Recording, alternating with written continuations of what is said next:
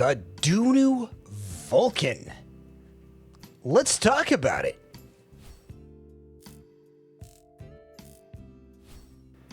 This is a loaner sent from another YouTuber. They are much bigger than me, and I do appreciate the loan. They sent off some pretty awesome stuff with this. We have a Hype 4 and the Tin Hi-Fi Doo-Doo, which I can't say with a straight face. But let's get into the review of this wonderful IM. Okay, build and comfort of this bad boy it's not bad. It feels like it's very metallic, almost like a stiff shape, almost rigid, but not quite. It is a little bit larger than, say, the Magic 1. It is an MMCX cable, which I kind of personally don't like. But overall, the shell of this is average. It's not too big. Its faceplate is really nice looking. It kind of has this metallic gray and black. There's no lip, none at all. So it fits weird in my ear. Again, MMCX, boo, not a fan.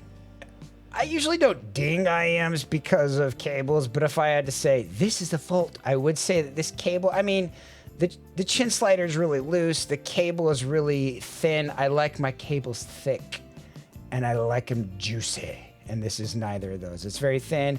Right angle connector. Some people like them. I'm kind of meh about. So, yeah, there's the cable to it. So how does the Dunu Vulkan sound? If you're looking for the details and the sparkle and the technicality, you're gonna hear a lot of technicalities.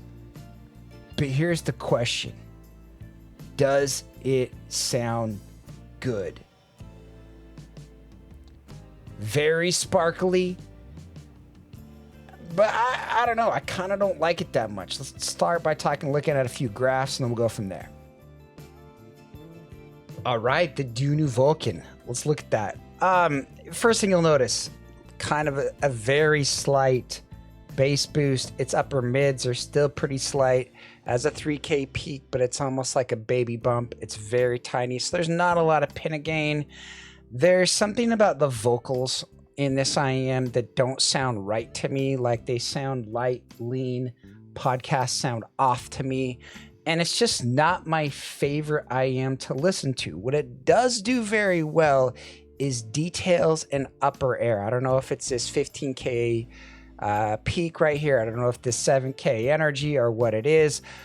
But while not a bad IEM, it has an interesting presentation on treble and a lot of energy for me and for what I want from an IEM.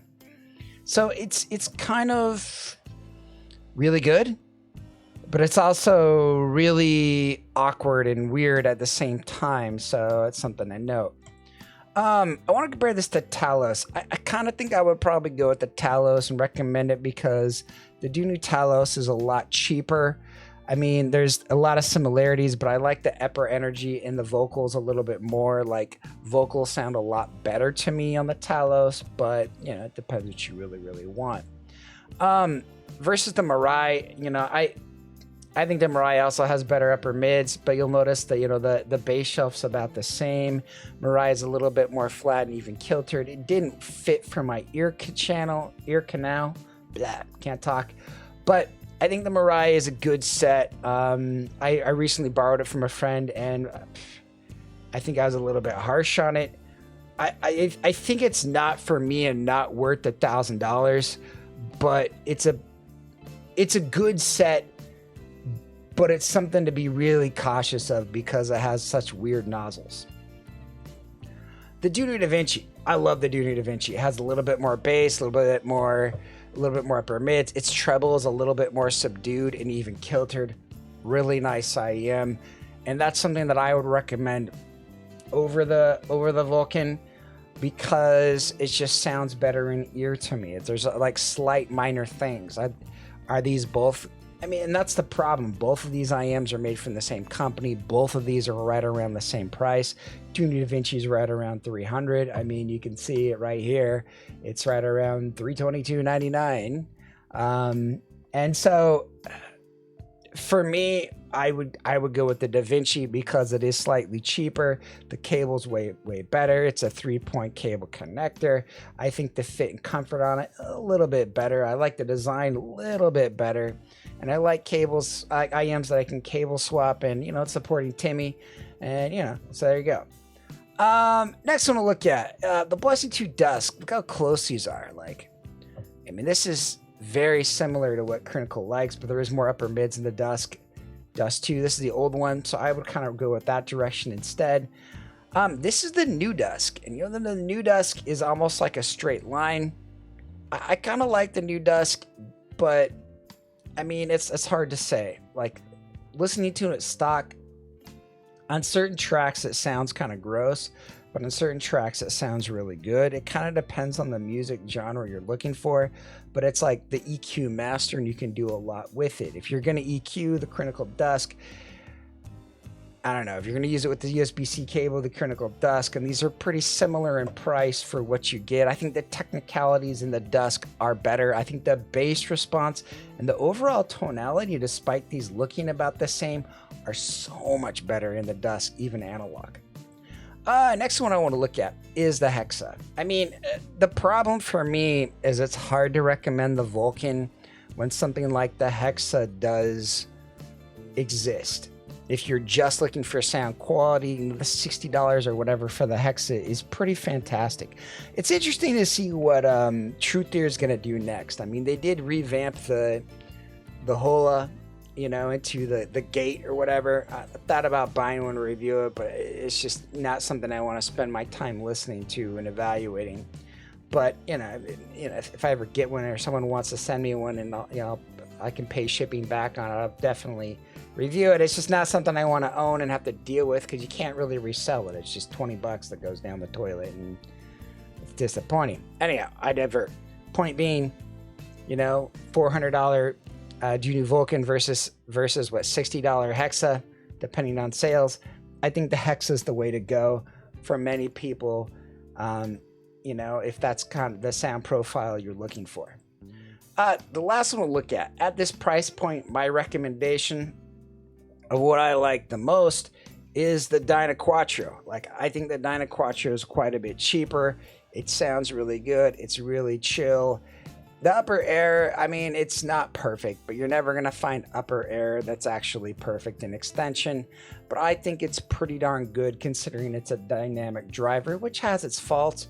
But overall, the tonality, when I listen to the music that I like, that I enjoy, it sounds better. And I think the Dyna Quattro is worth your money versus the Vulkan, despite the Vulkan not really being a bad set, but just not something that I fully recommend based on a lot of factors.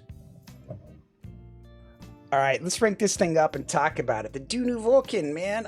It's a good set, 7.8 overall, $379. It's on sale for $320. You could probably even find it used for $250. It just doesn't have a bass shelf, and the air and detail, while nice for some people, it just overall doesn't sound like something I really want to listen to.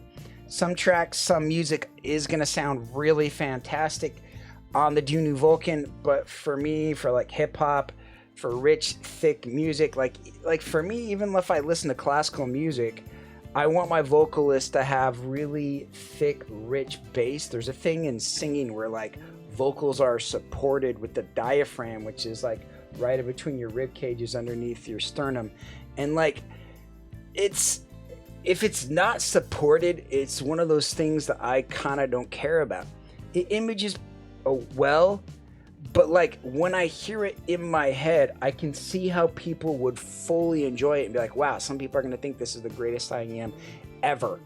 But when I hear it, I just hear a thin IEM that doesn't have the vocal support that I want, even in something as simple as podcasts. So it gets kind of a middling B, and I think it's something that I think there's a lot better options if you're going after something fun. There's other things that might be a lot cheaper and just as good. Again, solid set, but nowhere near worth the $300 price point. when something like the Dunu Da Vinci exists. Alright, the Dunu Vulkan, all around solid set, but it's too lean, too bright leaning, too much detail, too much sparkle, too much upper treble, whatever you want to call it. But those details and that sparkle on this set, to me, doesn't feel right. It feels like the enhanced version of the Truth Air Hexa, but without the great bass tonality that I really want an IEM to have. It doesn't have that bass shelf that I really want. It doesn't really sound rich and thick. It's just kind of, it's off. It's not perfect. But is it bad? No, absolutely not. I would recommend demoing this from a friend first before you buy it. But I definitely see how people might enjoy it. So again, if you're a Hexa lover and you want something with more detail, more air, go for it. But for me, my preference, yeah, I'm out. I'm done. There's way more other sets that I can think of that are cheaper that can do the same thing for me. Thanks for watching. Hope you guys have a great day. You're still here. It's over. Go home. Go watch another IEM video. It's done. That's the entire video. What more do you want?